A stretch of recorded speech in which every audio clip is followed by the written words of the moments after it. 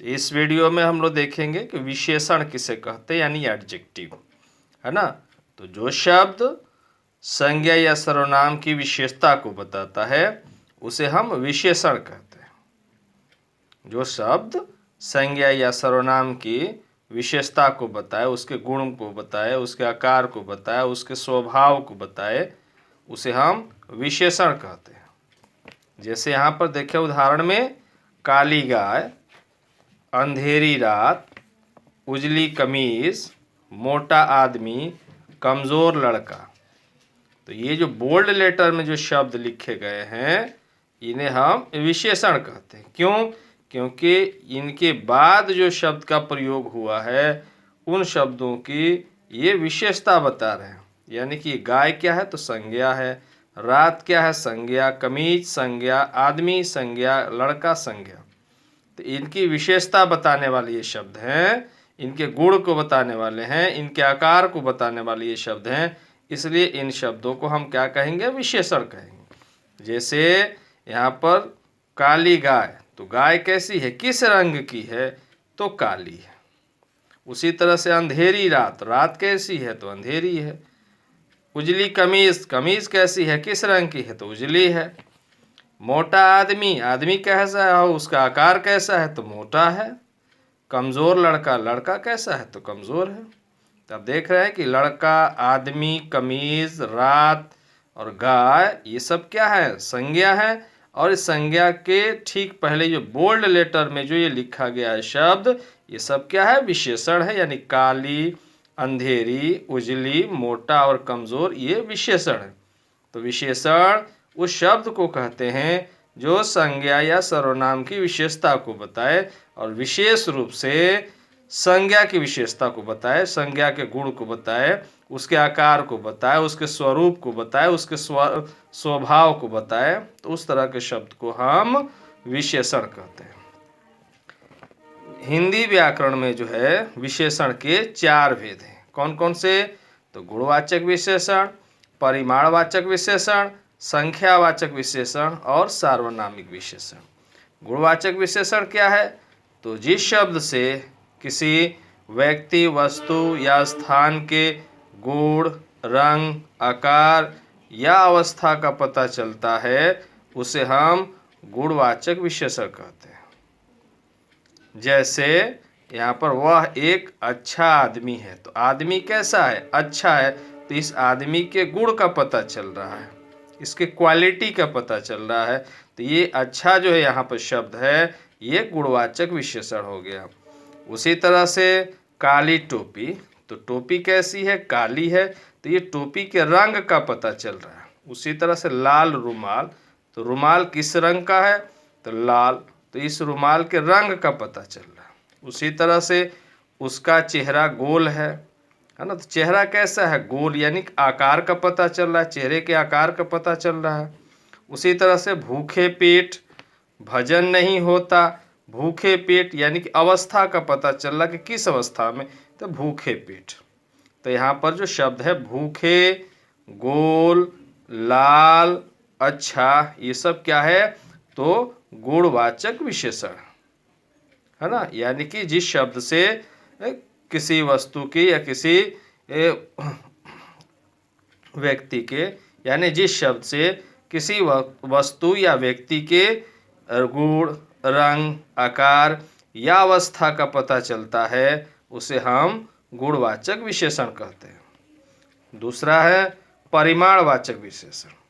परिमाणवाचक विशेषण का संबंध नाप तौल से होता है। यानी कि कोई वस्तु है, कोई चीज़ है तो कितनी मात्रा में है, यानी कि इससे क्वांटिटी का पता चलता है और इससे गुणवाचक से क्वालिटी का पता चलता है। तो परिमाणवाचक यानी कि कोई चीज़ है, कोई वस्तु है ना, तो कितनी मात्रा में है उसे हम परिमाणवाचक विशेषण कहते हैं। जैसे थोड़ा दूध, दूध कितना है तो थोड़ा है, मात्रा का पता चल रहा है। पूरा आनंद, कितना तो पूरा। और घी है ना, यहाँ पर सब धान 22 पसेरी, तो 22 पसेरी मात्रा का पता चल रहा। कुछ रुपये, मात्रा का पता चल रहा है। तो जिस शब्द से किसी वस्तु के नाप तौल का बोध हो उसे हम परिमाणवाचक विशेषण कहते हैं। यहाँ पर है संख्यावाचक विशेषण। तो जिस शब्द से किसी व्यक्ति या वस्तु की संख्या का बोध हो उसे संख्यावाचक विशेषण कहते हैं। क्या है? तो जिस शब्द से किसी व्यक्ति या वस्तु की संख्या का बोध होता है उसे हम संख्यावाचक विशेषण कहते हैं। जैसे 4 रुपये दो, कितने रुपये? 4 रुपये, है ना। तो यहाँ पे देख रहे हैं संख्या है 4। उसी तरह से महीने के 30 दिन होते हैं, तो महीने में 30 दिन होते हैं। कितने दिन होते हैं? 30। तो 30 क्या है? ये संख्या है।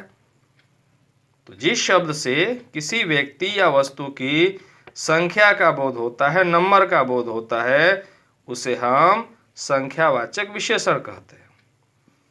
और यह है चौथा सार्वनामिक विशेषण। तो किसी संज्ञा के पहले आने वाले सर्वनाम को सार्वनामिक विशेषण कहते हैं।